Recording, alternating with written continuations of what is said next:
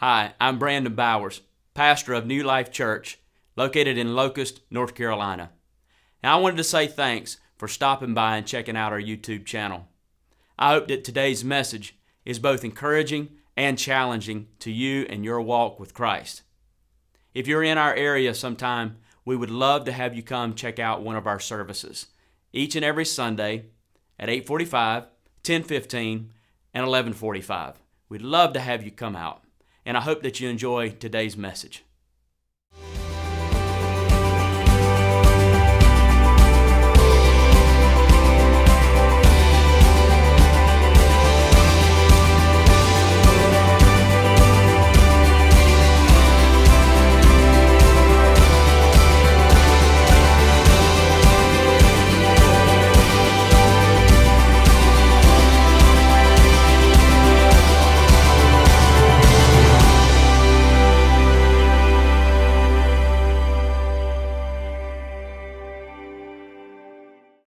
All right, well, good morning.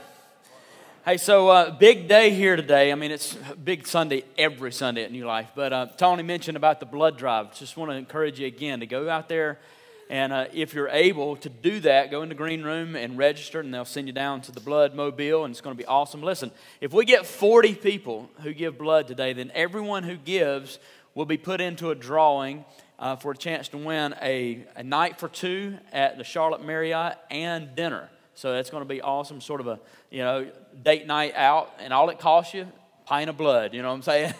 So you can literally say, hey, I gave my left arm for this, for this stay at the Marriott. So anyway, we're trying to help you out, and it's going to be good and give you some incentive to do that. So make sure you do that. And it also goes to help one of our InMotion students with a scholarship to Stanley Community College. So it's all going for a great cause.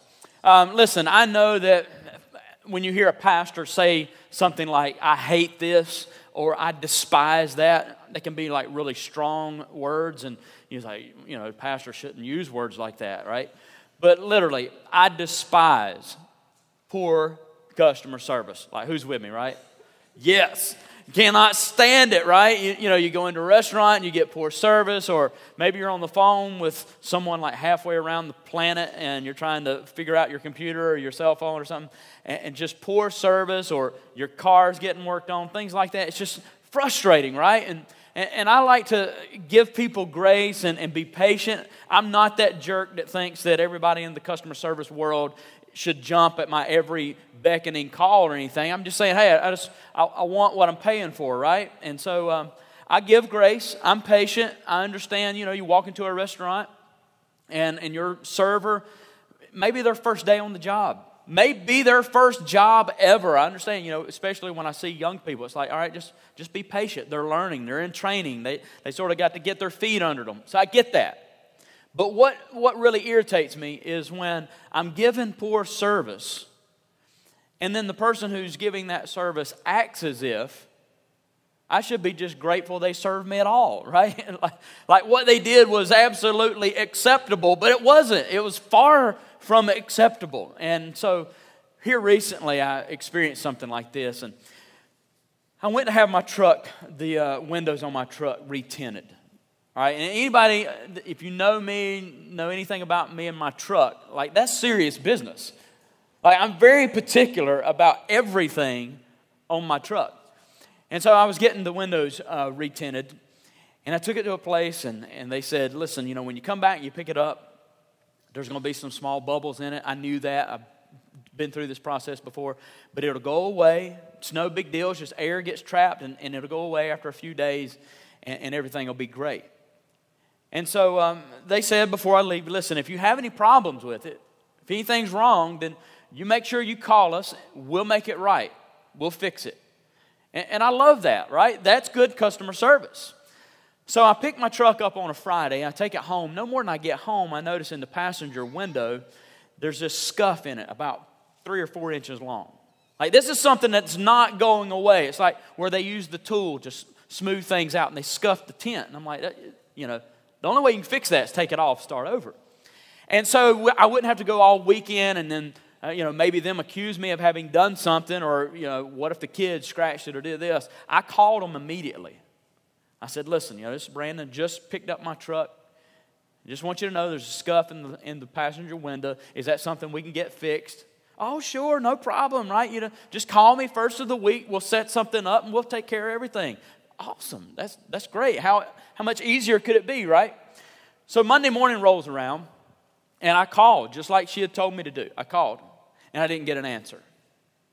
Well, I left a message. Hey, this is Brandon, you know, with the Tacoma from Friday, you know, scuff in the window, that whole ordeal. Listen, I just need to get a hold of somebody so I can get this fixed. Let's just go ahead and get this taken care of. I left a message. The entire Monday went by and never got a call back. So Tuesday morning, I call again. Still no answer.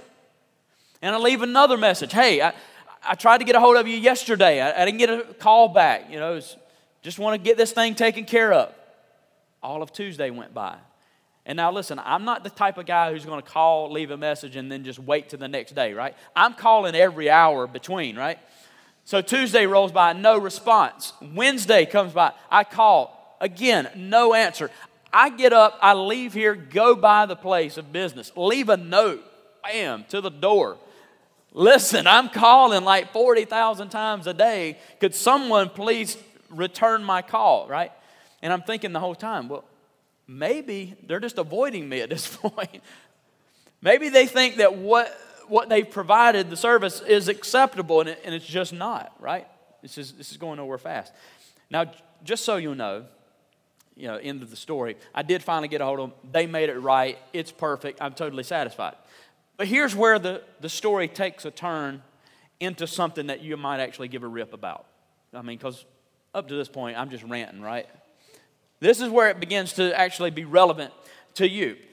While all of this was going on, I was writing and thinking and studying and jotting down thoughts on this message, today's message, a message on worship, a message on acceptable worship. What is acceptable worship? What does God expect of us in this thing called worship? So I'm thinking and jotting things down, and be honest with you, I was having some brain block. I was getting a little frustrated. Just couldn't get my thoughts together. I knew where I wanted it to go, but just didn't quite know how to get there. And so sometimes when that happens, I just get up, I'll leave the office and just go for a ride, just clear my head, that kind of thing, and it helps. And so I had some errands to run, so I jumped in my truck. Awesome place, right? I jump in my truck, but as soon as I get in, I'm not only feeling the pressure from the brain block, the message thing, but I look over and there's that darn scuff in my window. I'm like, ugh! So it's eating at me from both directions. I no more than get a mile down the road. And it's just like God spoke right into my spirit. And He said something like, what you're looking for in the message, to get this thing going like you want, it's right there in everything you're experiencing, like right now. And I was like, what? I mean, what are you talking about? In this whole tent ordeal? He says, yeah. Because here's the truth. He says, I feel the same way you feel right now every time people enter the church and do what they call worship and then leave as if what they've done is acceptable. And it's not. And guys, I'm just telling you, I was just ruined, broken, convicted. And I immediately say, God, please forgive me. Forgive our church. If what we do and if what we call worship is unacceptable to you, if this is not what you're looking for, then I'm sorry. If it's become more about us than it is about you, then yes, we're totally off base. And we want to make things right because, see, worship is one of our 6 core values. It means something to us. This is serious for us as a church. And so if we don't have it right, then we need to make it right. We need to fix things. Because what I'm becoming convinced of is this, and it's not just New Life, it's probably the vast majority of churches. The church at large really doesn't know and understand what true and real worship really is. What acceptable worship really is. Now, you could go to a dictionary and find some definition of worship. And if you just flip open, your bookshelf dictionary and find worship, it'll say something like, to pay homage or reverent honor to God or to some personage or to something, right? And that's what worship is supposed to be. For a more theological or biblical definition, William Temple, in early 1900s archbishop, said something like this: worship is our surrender of our entire nature to God. Louis Giglio, which is a well-known present-day pastor and speaker all across the nation, he said worship is our response, both personal, individual, and corporate, as a group like we're doing here today. It's our response to God for who He is and what He's done. And it's expressed in and by the things we say and the way we live. See, those two guys, they've hit the nail on the head of what worship is. But it still begs the question of, well, how do we do that? And what does acceptable worship look like? Because it's obvious that there is such a thing as acceptable and unacceptable worship to God. And it's not because I say so. It's because the Word of God is very clear on the issue that there is a thing called acceptable and unacceptable worship. Now, let me give you a little background on this whole idea of worship in general. The very first mention of the word, the very first use of the word worship in the entire Bible is found in Genesis chapter 22, verse 5. This is the story of Abraham when he's tested, and God says, Abraham, I want you to sacrifice your firstborn son, Isaac, to me. So it's a huge test. Well, Abraham, in this display of audacious faith and obedience, he goes to do exactly that. He loads up donkey and supplies and everything else and gets his son, and servants go along with him on the journey. And they're to go to a certain mountain, and at the top of this mountain, he's to sacrifice his son Isaac on an altar. When they reach the base of this mountain, Abraham turns to his servants and he says, listen, guys, you stay here. We're going to go up on this mountain and worship.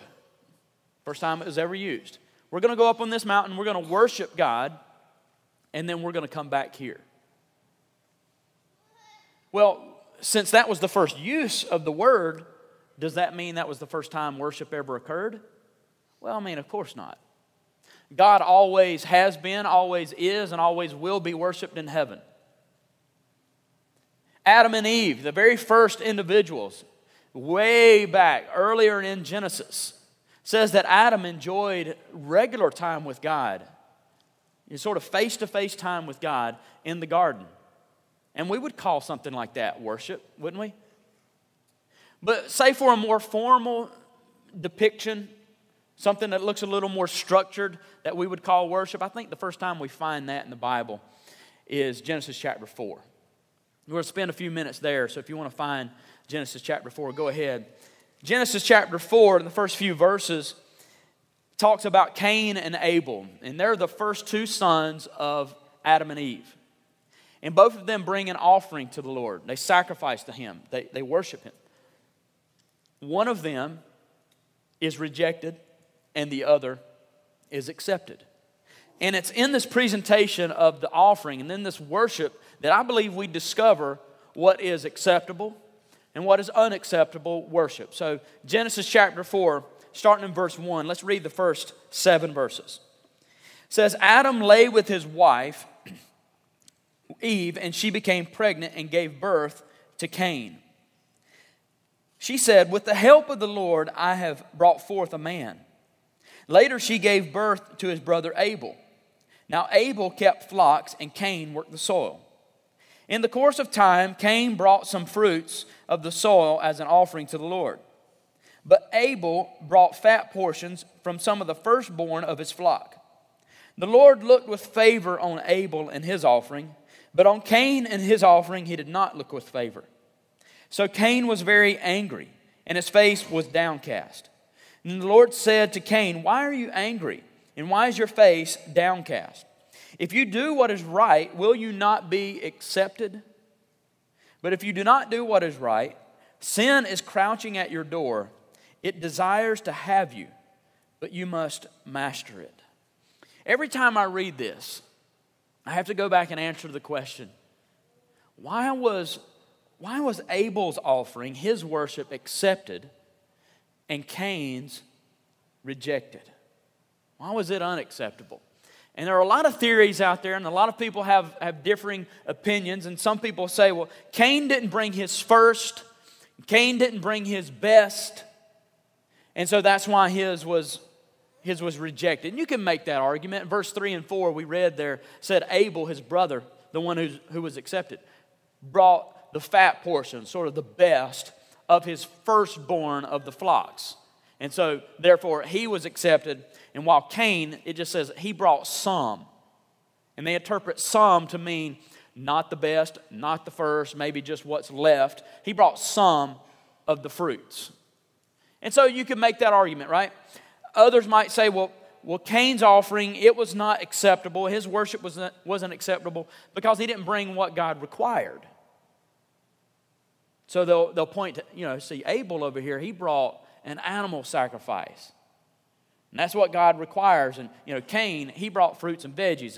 And God's not a vegetarian. He's a meat man. And so his was rejected.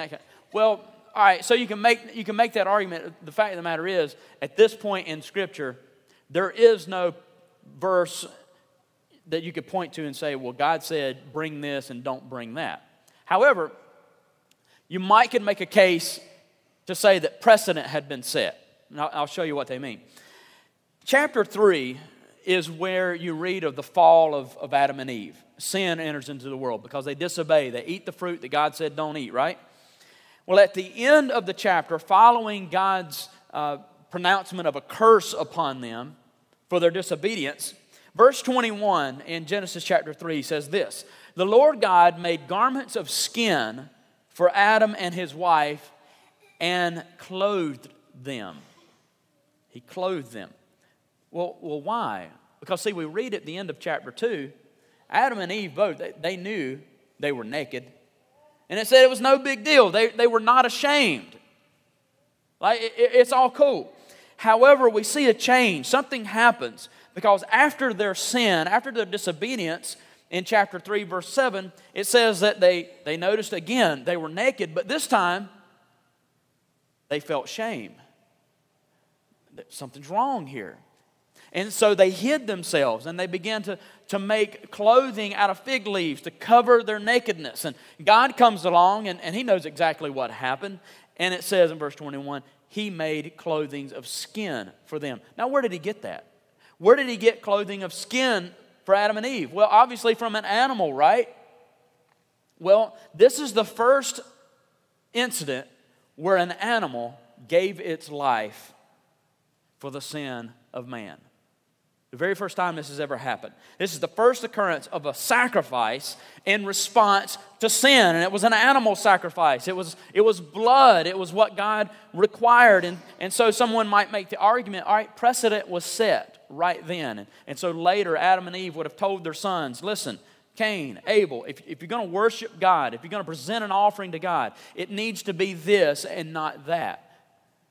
And Cain followed those instructions. Abel followed those instructions and Cain didn't. Well, you might be stretching a bit. Like you can make the case, but some might say, well, you're stretching it. Here's what I think it means for us. No matter where you end up on that issue, here's what it means for us. Number one, our worship that is acceptable and pleasing of God is worship that's done in faith. Worship that's done in faith. Now, a couple times a month, at least, I'll have someone come up to me after the end of one of our 3 services and just simply say something like, I don't know how you do it. And typically they're referring to preaching 3 consecutive sermons, 3 services every single time. I don't know how you do it. Listen, it's what you do. Like if I went to work with you and what you do, it would wear me out and I would say the same thing to you. So I'm not looking for any pity from anybody, but what you do just absolutely exhausts me. But after 3 services, and granted there are guys out there preaching way more than that every single Sunday, but after 3, I'm tired. I go home exhausted. I'm ready to crash. It's been a long day. But here's the thing. Even though my body is tired, even though I'm physically exhausted, when I leave church after the 3rd service, I leave feeling refreshed.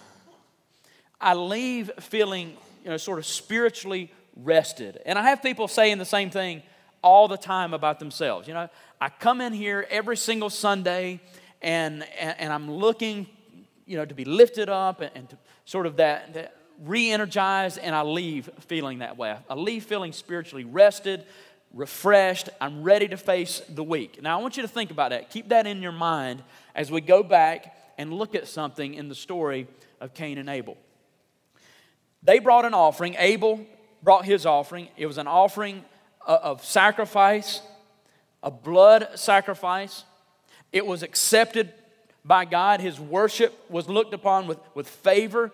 And just think, what a refreshing feeling that would have been. To know that you've worshiped and you've offered something to God and He has accepted it. Because indirectly, by virtue of the offering, He's saying, I accept you. Right? That's an awesome feeling. To know that you've been accepted before God. Now, Cain, on the other hand, imagine the way he felt. Put yourself in his shoes. He brings an offering. He presents his idea of worship and what is acceptable to God. And God says, no, I'm not accepting that. And he rejects it. And what happens next? Cain gets angry. He calls his brother, if you read the rest of the story, he calls his brother out to the fields. He attacks his brother. He kills him. And God then comes and confronts him on the issue, and he cops some attitude with God as if he's done nothing wrong. And so God pronounces upon Cain a curse. And that's in verse 11 of chapter 4. God says to Cain, you are now under a curse and driven from the ground, which opened its mouth to receive your brother's blood from your hand. When you work the ground, it will no longer yield its crops for you. Get this, you will be a restless wanderer on the earth. See, it all began, this whole story began with acceptable versus unacceptable worship. The one who worshiped God favorably and acceptably, who's able, his name means breath. His name means to ascend. You know, that's sort of the way you leave here, feeling refreshed, feeling rested. And even though he was murdered, his acceptable worship led him to a place of rest and refreshment in God, even in the very presence of him. Cain, on the other hand, his name means acquisition, possession, to take. You know, it's all about me, right? And that's the way he worshiped. I'm going to present to you my idea of worship and what I think it should be. And it's about me, and it's about what I do and what I present. And God says, no, I'm not having any of that. And he ended up not in a place of restfulness, but in a place of restlessness, right? A restless wanderer. I believe the difference is not in what they brought. The difference between Cain and Abel in their worship was in how they brought it. One presented their offering in faith, and one did not. Because Hebrews chapter 11, verse 4 actually mentions Abel and talks about his offering and the way he presented it. It says, by faith, Abel offered God a better sacrifice than Cain did. By faith, he was commended as a righteous man when God spoke well of his offerings. And by faith, he still speaks even though he's dead. And what's he saying? What's he speaking? He's saying, I brought by faith an animal sacrifice, what I believed would represent, you know, the way I feel and who I am. I am in need of God. I'm in need of His atonement. I'm in need of forgiveness. And this animal represents a substitute, life for my life kind of a thing. And he found rest, and that was his faith. I believe God will accept me on the basis of this. Cain, he just brought his own idea. He brought some. He presented a selfish presentation, a selfish offering, and God said, I'm not having that. That's not acceptable to me. And he displayed no sense of sin, no need of God, no need of forgiveness, no need of atonement. And so God rejected it. And so for us, what does it come down to? Well, It means if we want to participate, if we want to engage in acceptable worship, worship that pleases God, worship that leaves us refreshed and rested, then we worship like Abel. We worship in faith. And what does that mean? We worship in faith that I'm coming and I'm accepted in the presence of God, not on the basis of anything I've done because I'm sinful. I'm coming understanding and fully aware of my sinfulness, something that should keep me far away from God. But yet, I'm invited into His presence, I'm welcomed, I'm accepted into His presence because of what Jesus has done, because of His shed blood. See, that's where worship begins. A realization of our sin and an understanding of His sacrifice. Worship begins to happen at that very moment. I mean, how refreshing would that be? If every single Sunday, every single day, you get up and you worship God with a clear understanding of what God's done for you. And how He's made it possible that Jesus, the sacrifice that He made was not only necessary, but it was effective in giving us full and rightful access to God. What an amazing and restful and peaceful position to be in, right? So we worship in faith. Number 2, Jesus in the New Testament. We're going to jump to John chapter 4. John chapter 4, Jesus sort of takes this idea of acceptable worship and adds to it another element, another dimension. And He says in John chapter 4 that worship that is acceptable to God must be worship done in spirit and truth. Worship must be done in spirit and in truth. All right, if you read John chapter 4, the first half is His interaction with this Samaritan lady. She's at a well. They're total strangers. And Jesus strikes up this conversation about her lifestyle. And He begins to tell her things about herself that no one ever knows. No one really knows. He says, listen, you've had 5 husbands. The guy you're living with now is not your husband. And she's just sort of blown away at how much He knows about her, having never met her before. And so she immediately understands and proclaims Him to be a prophet. And so she starts asking Him questions about worship, about religion and things. And her main question is, where is the true place of worship? And after their entire conversation, Jesus basically boils it down to this. He says, listen, lady, it's not about where you worship. It's about who you worship and how you worship Him. That's what's most important. And He says something very specific in verses 23 and 24. Jesus says, a time is coming and has now come when true worshipers will worship the Father in spirit and in truth. For they are the kind of worshipers that the Father seeks. God is spirit, and His worshipers, you might want to underline this last phrase, must worship in spirit and in truth. Did you get that? The kind of worship and the kind of worshipers that God seeks, that He desires, that He's looking for, that is acceptable to Him, is worship done in spirit and in truth. Now, the truth part of that is probably pretty obvious. Jesus says, I am the truth. John 14:6. I'm the way, I am the truth, and I'm the life. No one comes to the Father except through me.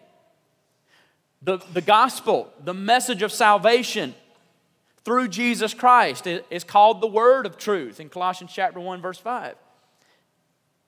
And so basically what that means is unless you have a relationship with Jesus Christ on a personal level, you know Him as your Savior and Lord, then there's no way for you to worship God in a way that pleases Him and in a way that is acceptable to Him.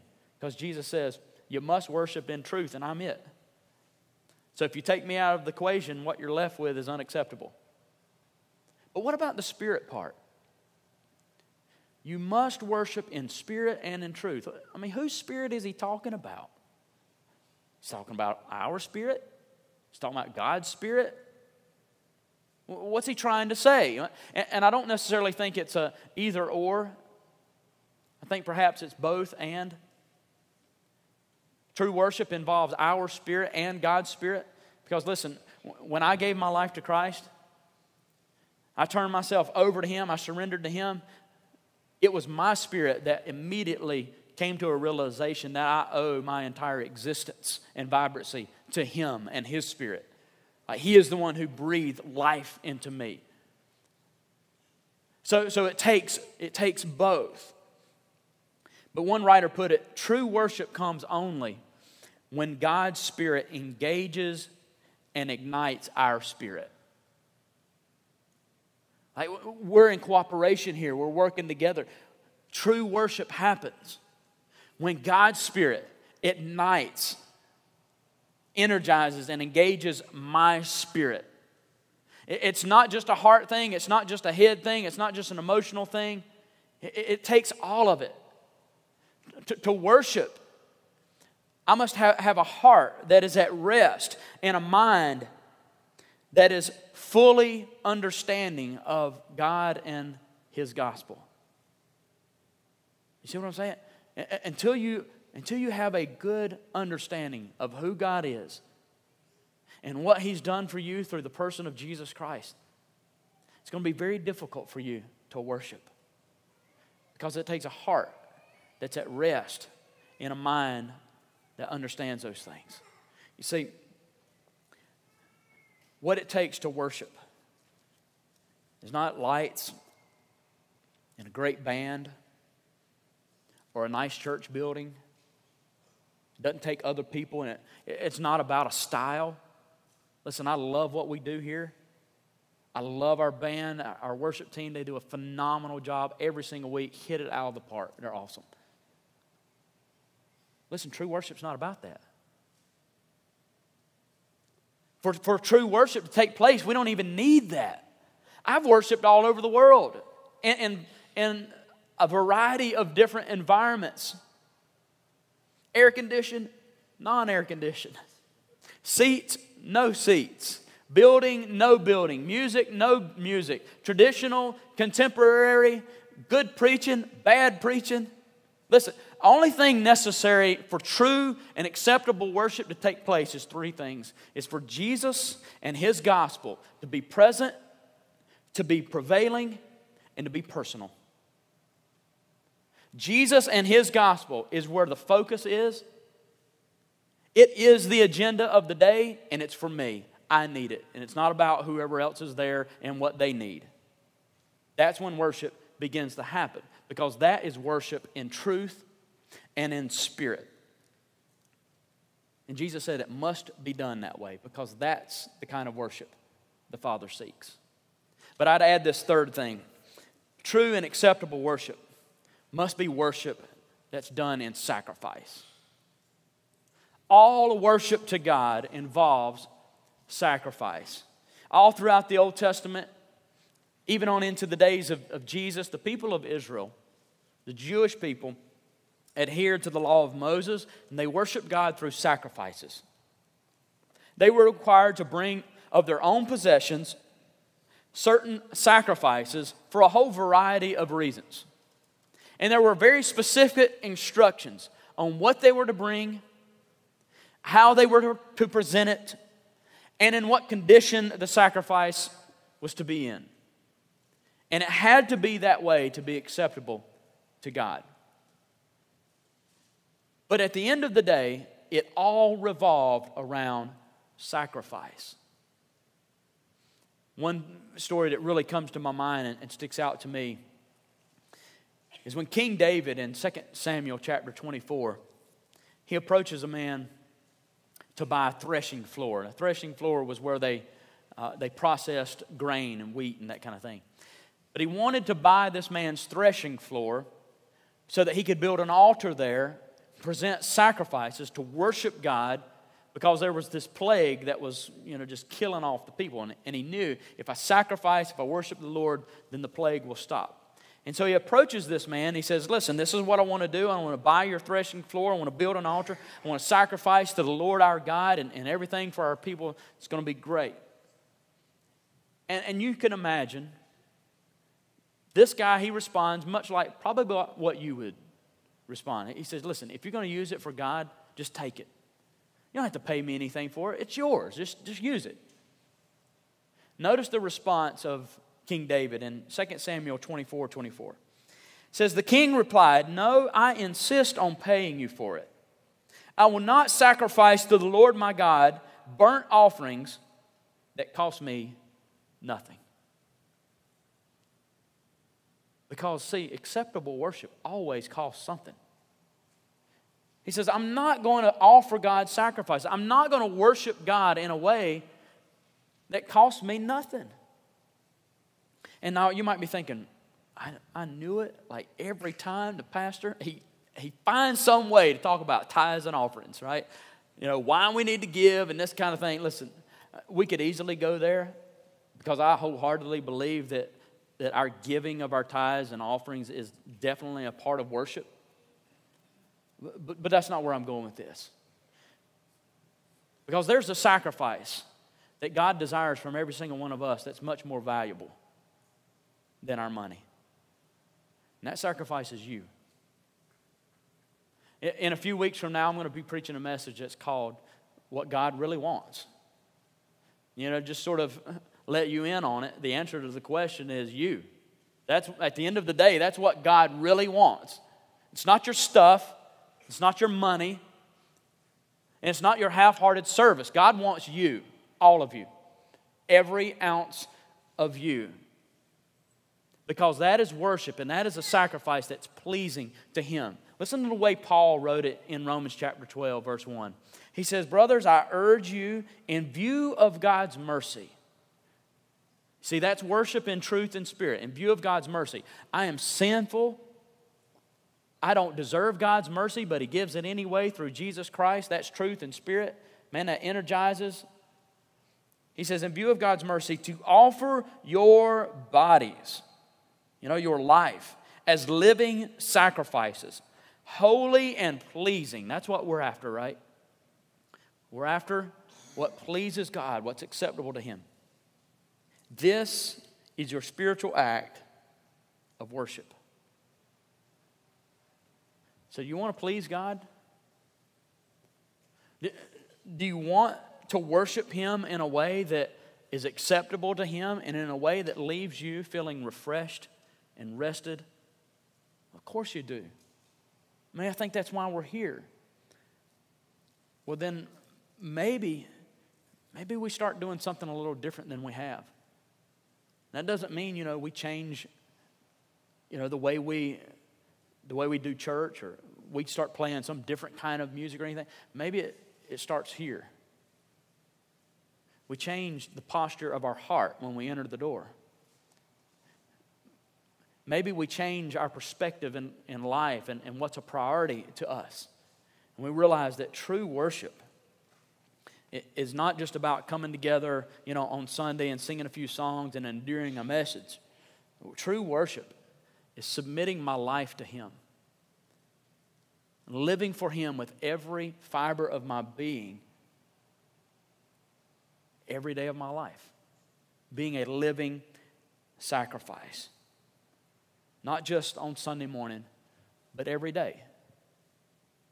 Waking up with a fresh realization of who I am without Christ and what He's done for me through the cross.